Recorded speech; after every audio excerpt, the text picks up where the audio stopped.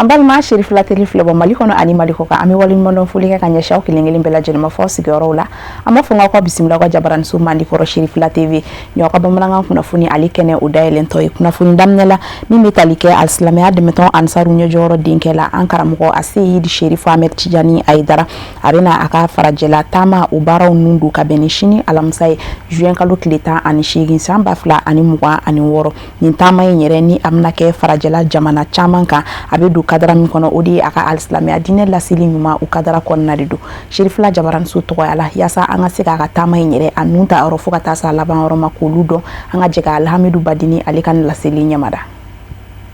Al-Samaya de meton ansaru nyejoro de Ankara mogo Seyid Cherif Ahmed Tijani Aidara akeleme katama bereta kukura niki kunda Europe jamana damadoka tama kunte daware dina nyedanyma obise chari chugomne al-Islamia dina minko ben kotonyontala kelenya ani ala nyesranya kakeni al-Islamia de meton ansaru nyejoro enfana Ankara mogo Seyid Cherif Ousmane Madani Aidara alika kalansewe Otama hukumu konnana Sherifu kena kanorobe bismillah yoro folomuna oye Espagne jamanae Mali al-Islamia dine nyemo kafara yonkanje kuluba groupement des leaders spirituels musulmans du Mali nyemaba adenge noye Ankara mogo Cherif Ahmed Tijani Aidara ana bismillah al-Islamia de meton ansaru tonde ani tonkanu bofe bunya ani karama konnana Madrid aéroport kono kabeni alamsae juin kalut le temps ani shegi bismillah lu ko fe pankuru jigi kene konnana anga Sherifu ke ana sensen nika Cherif la duba soro Zaragoza kakeni Espagne jamana barabolo da chugwe Ankara mogo Seyid Cherif Ahmed Tijani Aidara ana juma seli keni mawye o duguje sibiri juin kalut le mugan samba fla ani mugan woro 15h wati femiye wajulu kene obisigi senkan Cherif la duba konnana Zaragoza Espagne bolen kofe Ankara mogo Seyid Cherif Ahmed Tijani Aidara ana bismillah mne Italie jamana kan kabeni arabaye juin kalot le mugan ani nani yeno fana al-Islamia de meton ansaru tondeo ani tonkanubaw o kelendo ka wuli ka jo sabati bismillah libisega ke muya konnana chogomi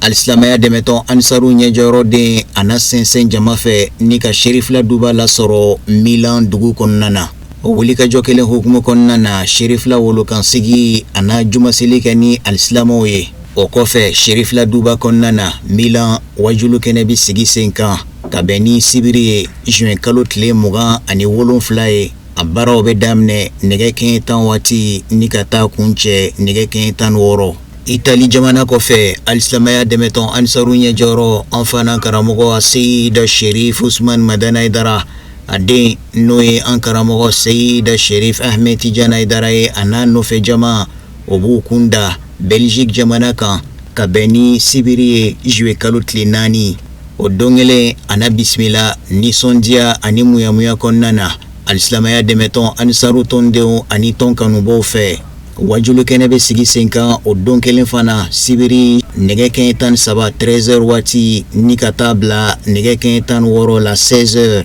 abu foyoromoma place communale 18 1080 Molenbeek Saint-Jean Belgique jamana kono Mali al-Islamia dine nyemo ka faranyon kan jekuluba groupement des leaders spirituels musulmans du Mali a bolo faramombe shifila kan kofo o nyema dankan noye Ankara mogo a Seyid Cherif Ahmed Tijani Aidara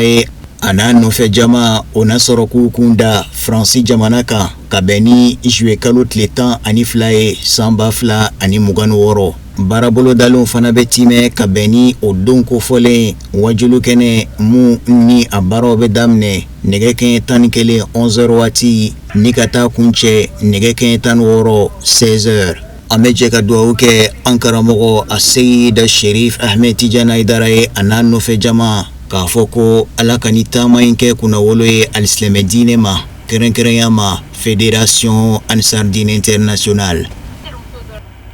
Amina ya Rabbi alhamidu badini kuna foni nasra werofe fembe talike anga Mali jamana konna la yanoniya takalaje laje do be kanga sigdaw kono do be siga talike kɔɲɔ dengudi fo ka taa se u n'a ɲɔgɔnna caman yɔrɔ ma minnu kɛnɛw ka nisɔndiyaw bɛ i b'a ye k'a fɔ an balakaw bɛ fara ɲɔgɔn kan a kɛnɛ ninnu fana ka a caman na a dɔw dabɔ kun ye yaasa bɛn ni kelenya u ka don da kelen fɛ u ka bɔ da kelen fɛ u bɛ se ka sabati u ni ɲɔgɔn cɛ cogoya min na nka ko n'i y'a ta k'a lajɛ sira dɔ fana fɛ ko u lajɛ ninnu olu bɛ ka kɛ sababu ye ka kɛ gɛlɛya caman ye musolaka caman olu ka furuso sugu kɔnɔna na o siratigɛ de fɛ an ka ɲininikɛla Kurutum Jabate a n'a ka jatala Baba Keita olu y'u ka kuma galamani ta ka don Bamakɔ bɔlɔnbɔlɔncɛw ni ɲɔgɔn cɛ ka se ka taa malidenw dɔw da sumusumu nin ko in kun kan u y'an sama minnu na an ka jɛ k'olu seereya ɲɔgɔn fɛ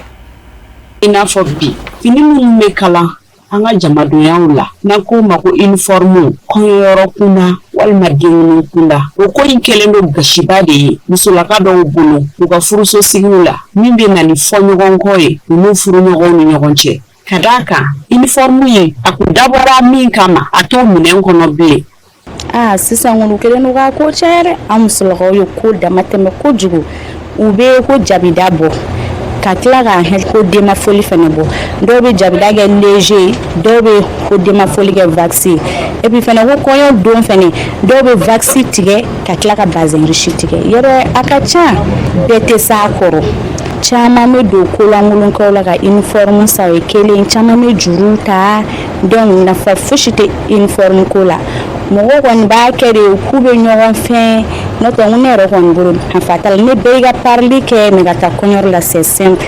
a bɛ ko kɔɲɔ yɛrɛ civilisé donc uniforme ko dun filɛ nin ko kɛnɛ bɛ fa uniforme na ne yɛrɛ kɔni bolo a tɛ ko civilisation di ko kɔɲɔyɔrɔ la o kɔfɛ jagokɛla bɛɛ y'a jira k'a fɔ ko uniforme ko in a da ka di olu jagokɛlaw la ko nka kɔlɔlɔ dɔw b'a kɔnɔna na alhamdulilayi a b'an ka sugu ja alhamdulilayi a b'an ka sugu ja a bɛ nafa caman lase bɛɛ ma puisque caman b'an bolo yan nɔ i n'a fɔ ninnu ɲɔgɔn an bɛ t'olu kala Dubayi ka na bon ni uniforme bɛ kɛ a bɛ sugu teliya an yɛrɛ bolo u bɛna san complet 10 complet 20 complet 40 o bɛ sugu teliya ni minnu yɛrɛ bɛ yan u b'a kala an b'a dilan commande bɛ kɛ dɔrɔn an b'a passer a bɛ na joona musow b'a don u b'u ka kɔɲɔ kɛ n'a ye alhamdulilayi denkundi fana b'a la a bɛɛ b'a la nafa t'o la dɛ ni min se t'i cɛ dɔrɔn i k'i ka kɔɲɔ kɛ lafiya la a b'a la wajibi tɛ ko bazin ka don ni bazin ma don kɔɲɔ bɛ kɛ o ni a se b'i ye i b'a tigɛ mais n'a se t'i ye fana dɔrɔn i b'a to yen alhamdulilayi an bɛ kuma kuncɛ ni min ye an bɛ jɛ ka dugawu de kɛ ala ka hakili ɲuman d'an bɛɛ ma maa dɔw fana y'a jira k'a fɔ kungotigiw ne b'a f'u ye u ka uniforme ko nin u ka a sumaya parce que a sumaya kun ye mun ye parce que mɔgɔw ka sɔrɔ cogoya tɛ kelen ye i b'a dɔn sisan ni duba don bon bɛɛ muso bɛ taa kungo la bon e ka sɔrɔ ni ne ka sɔrɔ tɛ kelen ye ni e nana ka na fɔ ko fo ne muso ye min tigɛ fo e muso k'o tigɛ ka sɔrɔ aw ka sɔrɔ tɛ kelen ye donc problème don donc a bɛ se ka na ni hali problème ye foyer la duba yɛrɛ kɔnɔ ne yɛrɛ y'a dɔ yɛrɛ exemple dɔ yɛrɛ f'a ye du dɔw ci parce que balimamuso fila kɛlɛla kama ko parce que ale den ka marali la dɔw ma se k'ale ka uniforme tigɛ ka sɔrɔ a cɛ man kɛnɛ a dalen b'a bolo so kɔnɔ donc o ye kɔlɔlɔ juguba ye y'a ye wa donc ne bɛ se ka min f'u ye n'u bɛ se ka uniforme ko in bɔ a la bɛɛ k'i bɛrɛ bɛn i ta cogoya la ka taa kungo la o yɛrɛ ɲɔgɔn valeur man tɛ parce que an dilen b'o de la ka kɔrɔ mais nin bɔra yɛrɛ yɛrɛ ka don an kan an t'a dɔn. an ba minnu ye uniforme ko in bila sen kan u tun y'a dabɔ sutura ani ɲɔgɔn dɛmɛ de kama donc ni ko n b'a fɔ n ko a tagara cɛni sira de kan kosɛbɛ bi parce que anw tɛ ɲɔgɔn dɛmɛ in fanga dɔgɔyara anw ni ɲɔgɔn cɛ ɲɔgɔn sutura fanga dɔgɔyara anw ni ɲɔgɔn cɛ an ɲɛ bɛ yeko ɲuman de la an yeko ka se ka ɲa tɔw cɛ la to an baw tun y'a dabɔ min kama n'a tɛ se ka to minɛn kɔnɔ an ka uniforme ko in yɛrɛ bɛɛ dabɔ hakilila jiginna an b'aw ladɔnniya k'aw fɔ uniforme tigɛ min filɛ nin n'a kun dabɔra bɛn keleya ani bolodi ɲɔgɔn ma kama n'a to minɛn kɔnɔ bilen faamuyali kan ka kɛ musolakaw fɛ a ka ja a bɛ se ka ɲɔngiri cogoya min na walasa uniforme in bɛna nin fɔ ɲɔgɔn kɔ min ye furuɲɔgɔnmaw ni ɲɔgɔn cɛ dankari bɛ se ka kɛ o la cogoya min na. kunnafoni nasira wɛrɛw fɛ hali bi an bɛ bɔ Mali jamana kɔnɔna na k'an kunna Burkina Faso jamana ale kan alikuranɛ sanuman kalan kɛnɛba sigira k'o kɛ tasibila ye ka ɲɛsin Alama hinɛ na Mohamed El Madani Haidara la fa ale ma ni o ye an fana an karamɔgɔ a dencɛ ye baara in kɛra misiri sherifula kɔnɔna de la Bubu Julasokaw olu fɛ yen nɔ k'a ladɔnniya k'a fɔ ko nin kɛnɛ ye ni a labɛnna silamɛya dɛmɛtɔn ansaruw fɛ ka bɔ Burkina Faso jamana kɔnɔna na a kun de ye ka se ka Alama hinɛ na Mohamed El Madani Haidara la a ka taɲali san kunbɛnw o lajɛw ka se ka u ɲaɲaliw kɛ ɲɔgɔn fɛ Sherifula Jabaramuso tɔgɔ Alasamahɛra Sanogo ale bɛ walawalali k'a tɔ la. Juin-kalo tile 15 san 2012 juin-kalo tile 15 san 2026 o bɛ bɛn san 14 den mɔ don fara a dugujɛ kan silamɛya dɛmɛtɔ ani saru niyɔrɔ an fana karamɔgɔ a Seydu Sherif Usman Haidara denkɛ Seydu Mohamed Elmadani Haidara fa a soma yɛlɛmana ka silamɛya dɛmɛtɔ ani saru nu kanuɲɔgɔn to ɲɛnafina san o san a fatolu san kunbɛ baaraw ma se silamɛya dɛmɛtɔ ani saru ka bɔ Burkina Faso o bɛ tasibila kɛ ka ɲɛsin a ma ka sanga ni alikuranɛ kalanba ye an karamɔgɔ den a Seydu Sherif Mohamed Madani Haidara ale ka fatuli o san yɛlɛma n'o bɛ bɛn le 15 juin ma wala ansarow bi diɲɛ yɔrɔ yɔrɔ o bɛ fara ɲɔgɔn kan ka tasibila kɛ ka dugawu kɛ an karamɔgɔ ye ala ka se ka layɔrɔ nɛɛma wala an yɛrɛ minnu fana bɛ ɲɛnamaya la an ka se ka Mohamed Madani Haidara ladegi a ka cɛsiriw la a n'a ka wulikajɔw la a ye min kɛ ala ka diinɛ kɔnɔ ala ka dugukolo sanfɛ dugawu kalanba kɛra korona kalanna dalayilu kalanna jawsan kalana la hawla wala quwata o siɲɛ waa caman an y'o wurudi ka fara kan o kɔfɛ suratul ikhlasi an y'o fana wurudi siɲɛ ba caman sɔgɔmada in an b'a fɔ dugawu min kɛra yan bi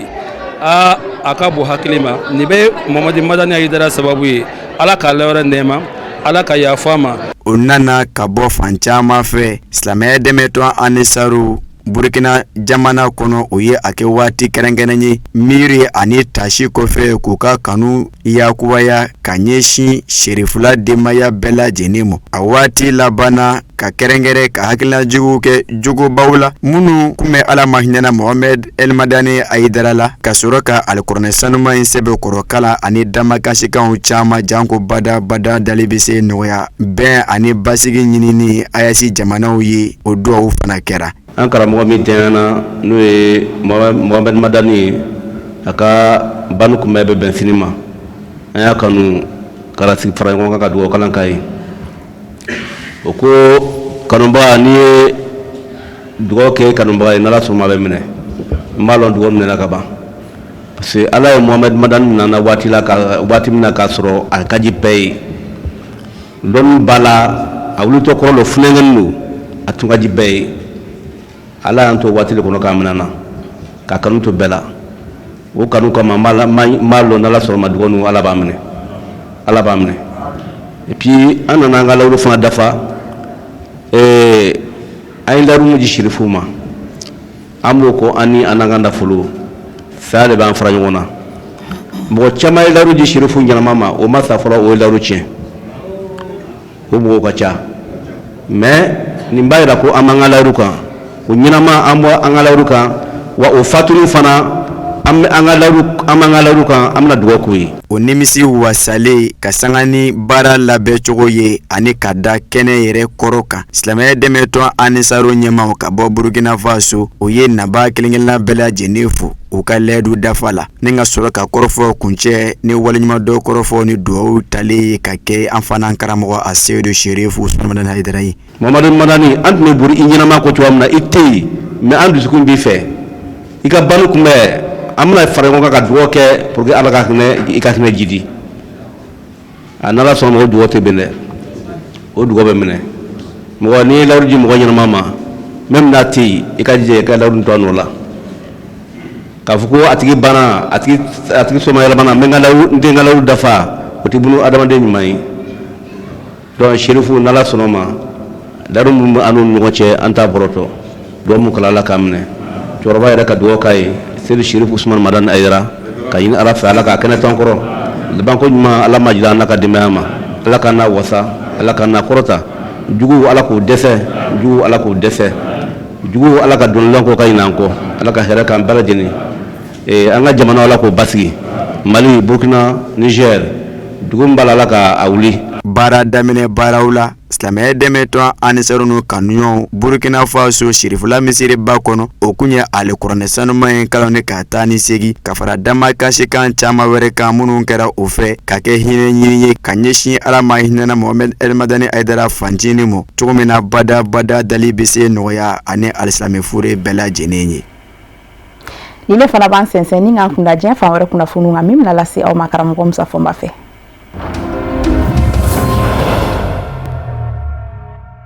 Congo Kinshasa fanga sinamatom ye wili kajo damine tarata ukele ka me ko sanbe wasablo sena ye jamana nyama Felix Tshisekedi ka sharia sendajira le do bala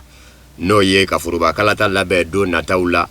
afome ko fiyan minu me jamana sharia sumba kono ko lu furake todo nga fanga sinamatom yeru bulo jamana nyama ba fe akapuma ukanga dafa jamana nyama yala ba fe kama nanza banangaraba ka nyini o utnaje no ye wili kajo de damine me fanga sinamatom ve sena wasablo kono ndene duguma wasablo Assemblée nationale kele ko ka sharia sindajira le do bala sanbe wasablo sena wasade onveneye ado bala atoye minyesa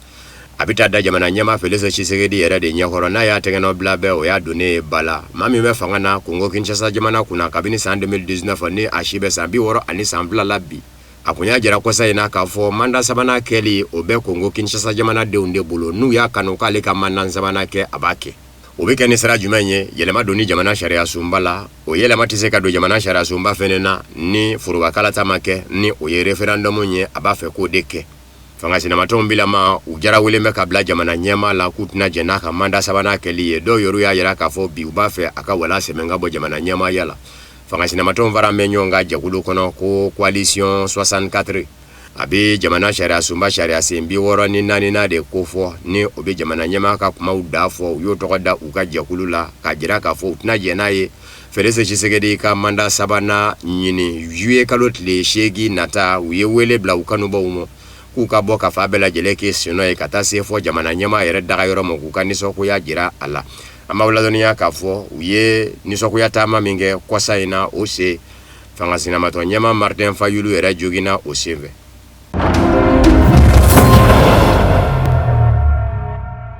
Resila sura siyami me farafina Africa Corps akungengu me kadonda ka wure yakene sigi senga Madagascar lakana jakulu mawiye meno nyeshime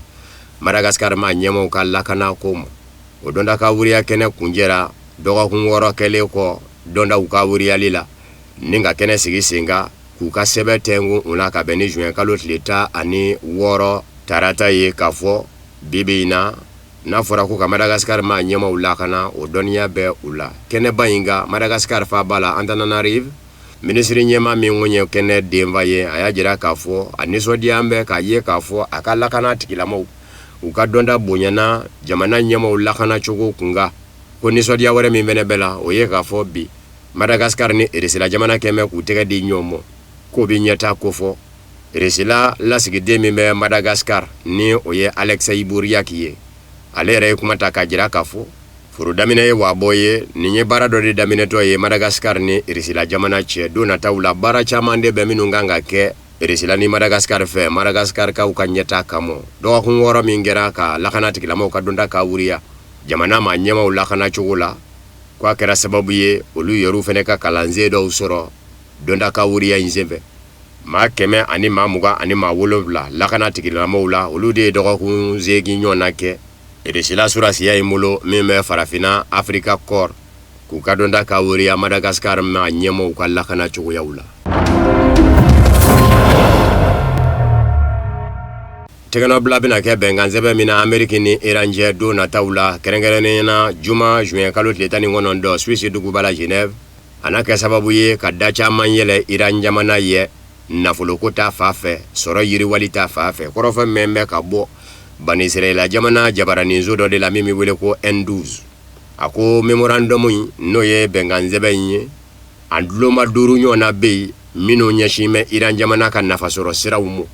nitigeno blakera bengala be Iran jamana bu muni munzoro ako tani vla fenebe loma una kuma bina keminga Irani America jesigi nzembe ondloma tani laula nani umbi mino nyashime Iran jamana ka mugujugu la komo Iran jamana bi sarati kadi surnani dombaw ni Amerika jamanam ka fo ati dugujugoro na fasoro sera Iranium labalo ka ke mugujugu ye o Amerika jamana fena bi sarati kadi surnani dombaw ni Iran jamanam ka fo Iran jamana aka dugujugoro na fasoro sera Iranium mimbe abulo na kumeka labalo kata mugujugu ye obi dabla Amerika jamana bi danganiya nyini ko soro oka o ni danganiya soro la oka Iran jamana ba fe kaka dugu jugoro na fasoro sera la balo chugo mino na manye ka fo ma mago de sirime ala kurango ta fa fe jien bela jele mago sirime ala o dafene no o kuma Iran jamana fene no kaka Amerika jamana ni Iran jamana be je ka kuma o kechugo ka o temene ko Amerika jamana kanga ne mingume Iran jamana tajidonu nguru nye de tora doro mozo kwa jibolo ni sanje kabine sigi ka foma damina obi wili o keme kaba wa Amerika jamana tana nyangi wara nyeshin Iran jamana mobli Amerika jamana surasu ka yeli Iran jamana dafelaula obi bwa mo fana kasigi ka foto sina o Iran jamana fana bi fere bela yele blase ngami mese ka to tora doro mozo kwa jibolo tajidonu nguru nga monyoko manya ka bi se ka ke akal lafia ni hakilina tige kono tile bi woro kono o Amerika jamana fana bi sarati ka di Iran jamana ni sonani domba mo ka fo ajenyo minu me ka deme kelela ina fo bani Israel be ka liman boni minge Hezbollah no fe obi dabla Iran jamana ka nafulo mi nguma ni yambe amosa benga kono kuma do keme ka jira ka fo Amerika jamana bi jo ajoro la Iran jamana ka nafulo kuma ni ane amo ka se sigi amu benga tege no blale ko abeka wali mami ko benga kono kuma do fene keme ka jira ka fo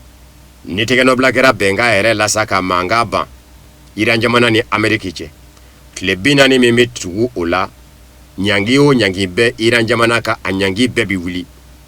benga fene tege no blale ka manga ba peu Ameriki jamana ni Iranje blangoro mugu do de bina sigi singa Iran jamana ye nafulo dollar wari miliyari keme saba obi nyini ka bla Iran jamana ka boloka Iran jamana joli kamo Amerika jamana nyama danga J.D. Vance nyini ngale jabarani nzula ya yira ka fo blangoro mugu imi mina jo Iran jamana ye ka Iran jamana jo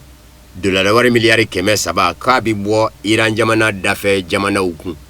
noye arabula jamana uye detora dormozo kwa jibolo monyuku manya kasa tajidoni nguru mve benga kono kuma do keme ka jira ka fo Iran jamana ni Oman jamana bina lame ubafa akakeke chuko mino na manye ka fo ukengume ka toromonyongo fo ko kajua uye ukasara uye tajidoni nguru ngeto kuga monyuku manya kake ko Oman na masa ya soni Iran jamana nyema ya so bina lame ubafa detora dormozo kwa jibolo abi labara chuko men tajidoni nguru nga monyuku manya kabike akanjugo mi ode ato banisere jamana jabarani nzo ini oye enduzi ako Iran jamana ka nafa ba de bina ye benga nzebe tege no blalela nafuluku tafafe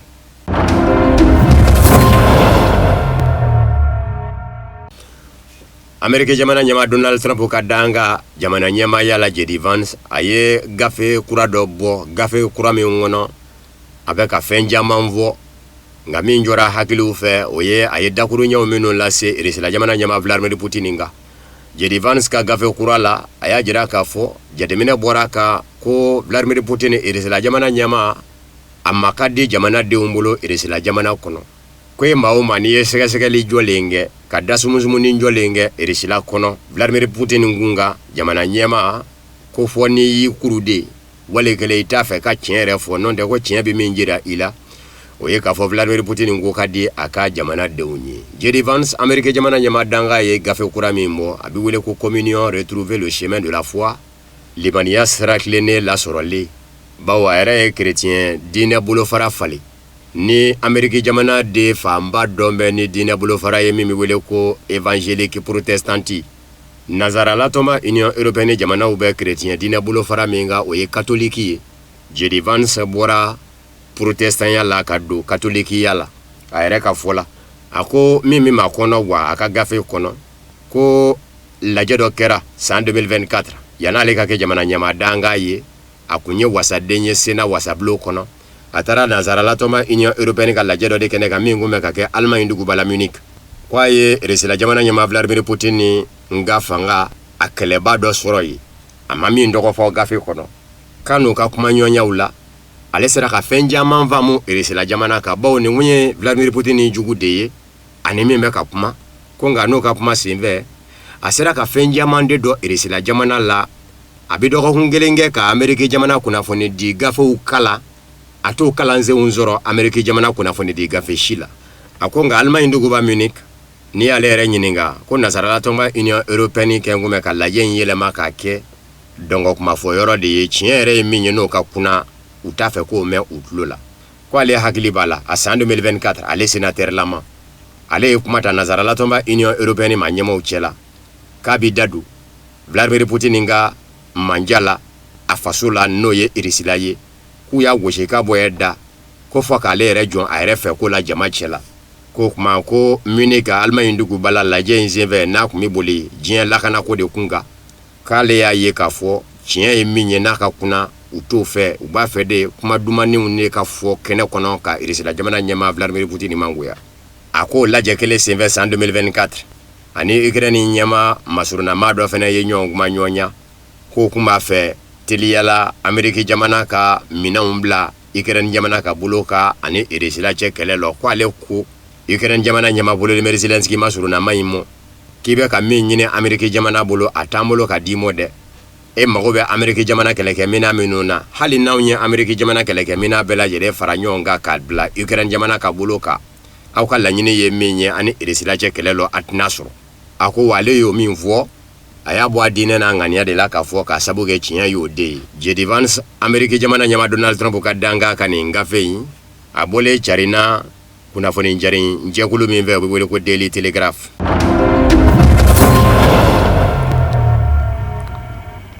Nime fana be dantigi kɛ bi bamanankan kunnafoni sɔrɔlenw na minnu sera ka labɛn kunnafoni so ɲɛmaa su ka yamaruya kɔnɔ ka bɛn ni sanga kofɔlen ye ka se ka o ta k'o da aw tulo kan an bɛ segin ko kura ka aw fɔ ka kulomajɔ an'aw ka ɲɛmadali la n'ala ma basi kɛ n'a ye diɲɛ kuma wɛrɛw yira an na aw ni an bɛ ɲɔgɔn sɔrɔ ni kɛnɛ kelen in kan ni waati kelen in na kunnafoniya wɛrɛ olu kɛnɛ kan yan'olu cɛ an bɛ dugawu k'an ka Mali jamana ye ala ka jamana basigi k'a kulo suma muɲu ni sabali min bɛ jamana kɔnɔ don na hali bi ala ka dɔ far'u kan ala ka su yɛrɛ d'an bɛɛ lajɛlen ma.